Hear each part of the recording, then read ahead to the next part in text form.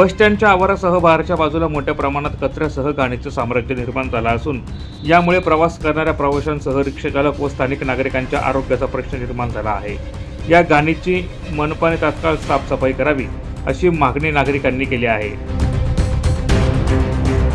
मी दिनेश त्र्यंबक चौधरी वंदे मातरम रिक्षा चालक मालक संघटनेचा एक सदस्य आहे आणि या बसस्टँडला काही वर्षापासून या इथं घाण फेकल्या जे आम्ही वारंवार बोलतो आमचं लढलं होतं आणि जे ठेकेदाराला ते जे काम दिलेलं आहे आजपर्यंत ते ठेकेदाराने कधी उचललं नाही आहे। तरी चांगल्या ठेकेदाराला देऊन ते घाण सफा करायला पाहिजे। इथं रोगराई पसरते आणि काही लोक इथं लहान लहान मुलांना संडासाला बसवतात, लगेच करतात, काही घाण फेकतात आणि कोणाची वाईटपणा घ्यायचा तर कृपया करून आयुक्तांना ही विनंती आहे की लवकरात लवकर ती घाण फेकावे आणि तिथं क्लीन रोड करावा, बस एवढी आमची मागणी।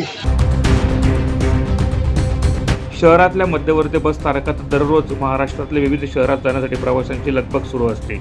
दररोज हजारो नागरिकांचा संपर्क बस स्टँडशी येत असल्याने बस स्टँडच्या आवारासह बाहेरच्या बाजूला मोठ्या प्रमाणात कचऱ्याचा ढीग साचला आहे। या कचऱ्याच्या साम्राज्यामुळे प्रवाशांसह स्थानिक नागरिकांच्या आरोग्याला बाधा पोहोचण्याची दाट शक्यता असल्यानेच मनपा प्रशासनाने तात्काळ स्वच्छता मोहीम राबवण्याची मागणी स्थानिक नागरिकांनी केली आहे।